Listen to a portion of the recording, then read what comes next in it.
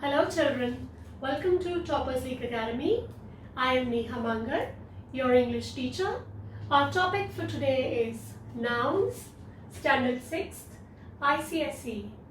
So let's do a quick recap of what are nouns. Nouns we have studied right from the beginning in grammar. Nouns are names of people, places, animals and things.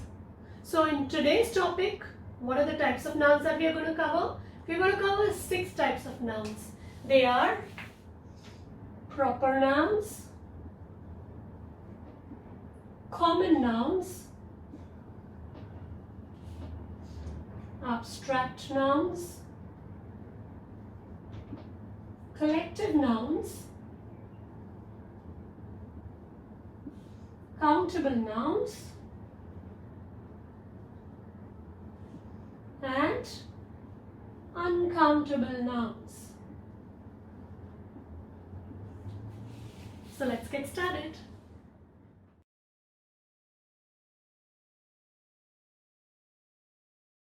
So we are going to take a few examples to understand nouns better. Our first sentence is Sam is a good boy. Our second example is Vega is an expensive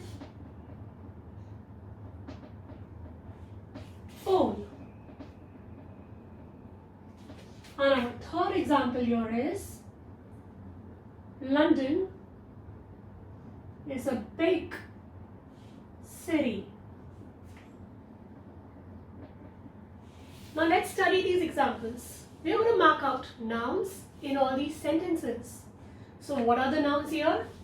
Sam, boy, Vega, phone, London and city. Now if you look at the first sentence, Sam here is a specific name of a particular boy. So Sam becomes a proper noun. And boy is a name generally referred to any boy. There is no specific boy. So boy becomes a common noun. Similarly, in the second example, Vega is a name of a particular phone brand. So it becomes a proper noun.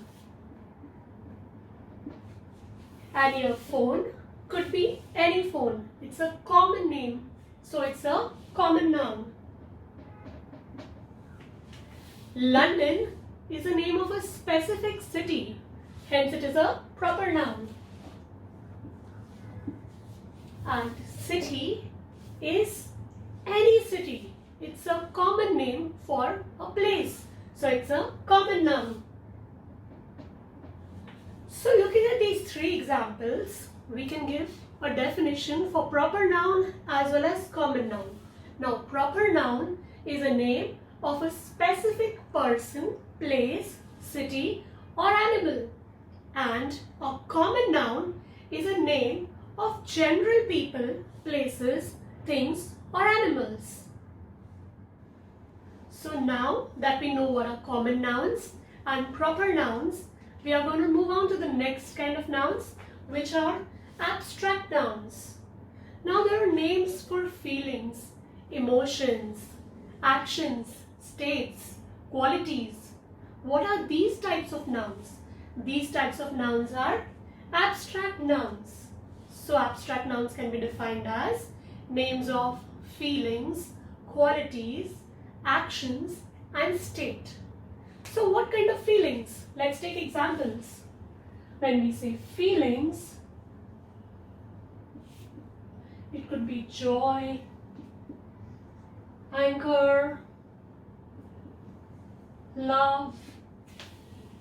So let's take an example in a sentence. Happiness is important for existence.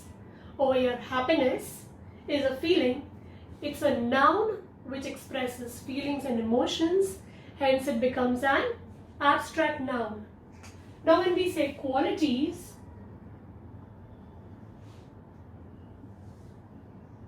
it could be kindness, wisdom,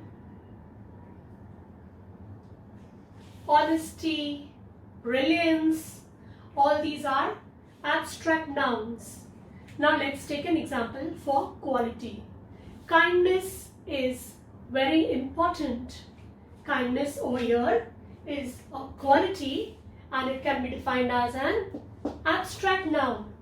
Now when we say state, your state means a state of being. So it could be childhood, adulthood, misery, poverty.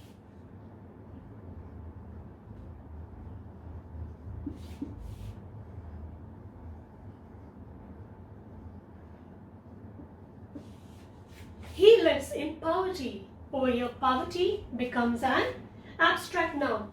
And lastly, actions. Actions like hatred, laughter, movement, many more. They are all actions which are abstract noun.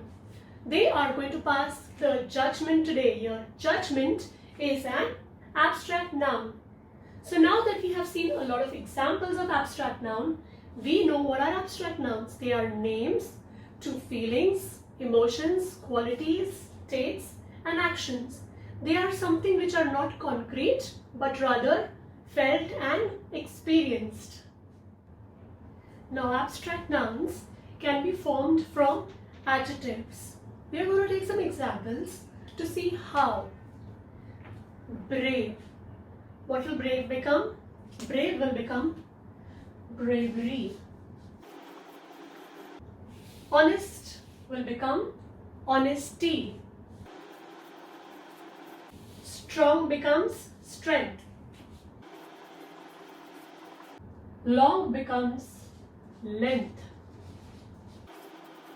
Bitter becomes bitterness. Ignorant becomes ignorance. Free becomes freedom. Just becomes justice. Sane becomes sanity. Good becomes goodness. Young becomes youth. Broad becomes breadth. Pardon me children, I couldn't write that properly. So here we are looking at a few abstract nouns that we have formed out of adjectives. So all these were adjectives and these are the abstract nouns that we have formed out of these adjectives. Now abstract nouns can be formed from common nouns. We are going to do this activity to see how common nouns can make abstract nouns. So look at the first example. Child is a common noun. It becomes childhood when it is an abstract noun. Similarly, adult will become adulthood. Slave will become slavery. King becomes kingdom. Thief will become theft. Pirate becomes piracy. Friend becomes friendship. Captain will become captaincy.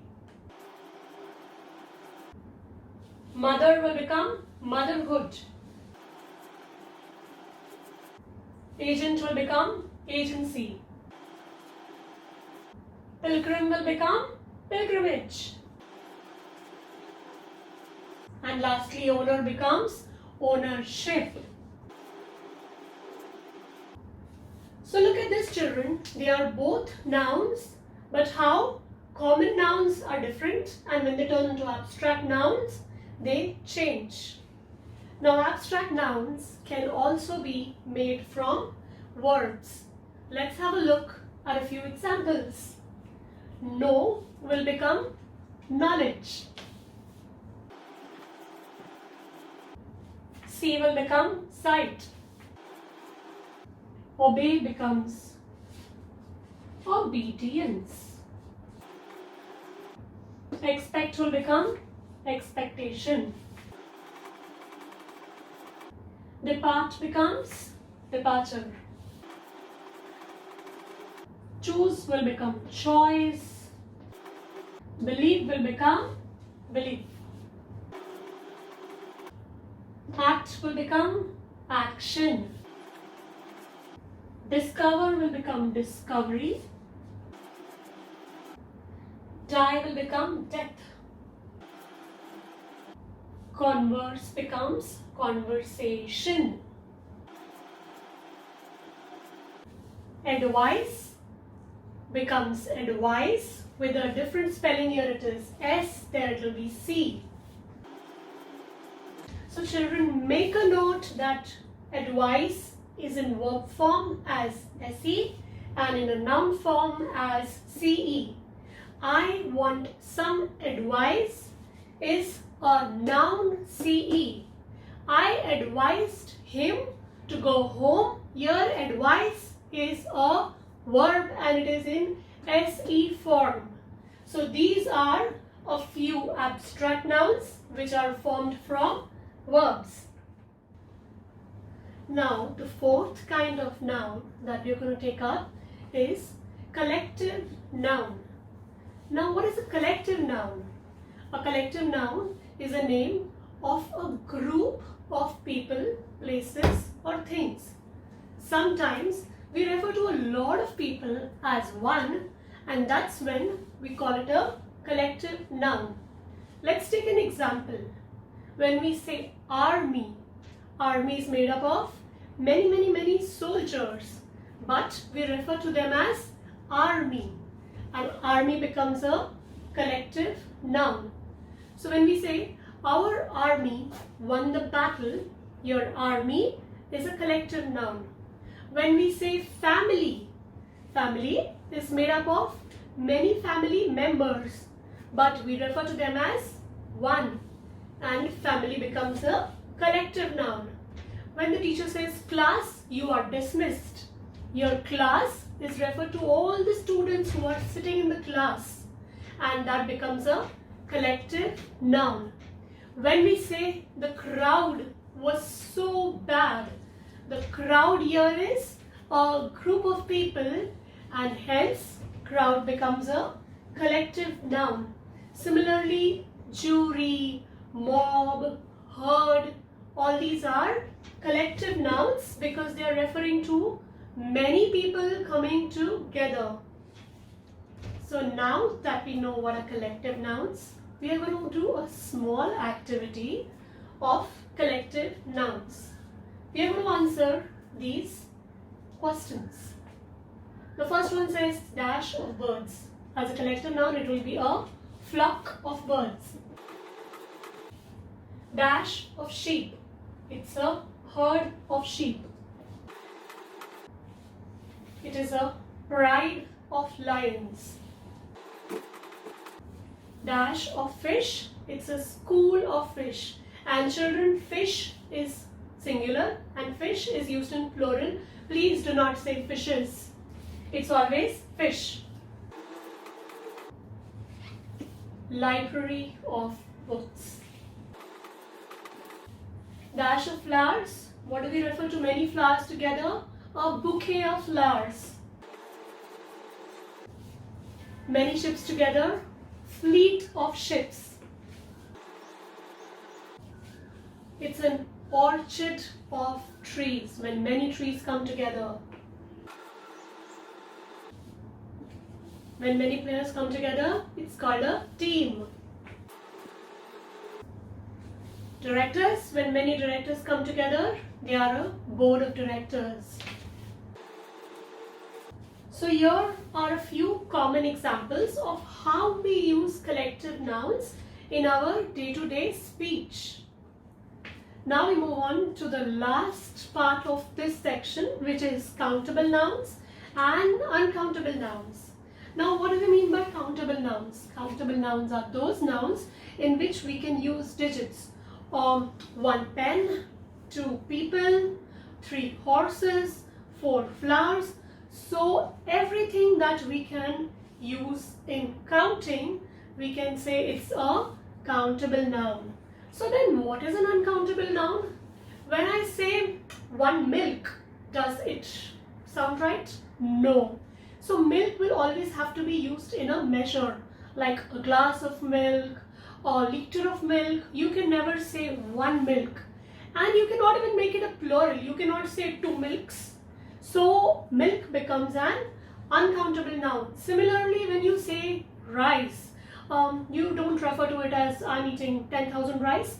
No, you will always say I'm eating a bowl of rice, I'm eating a handful of rice.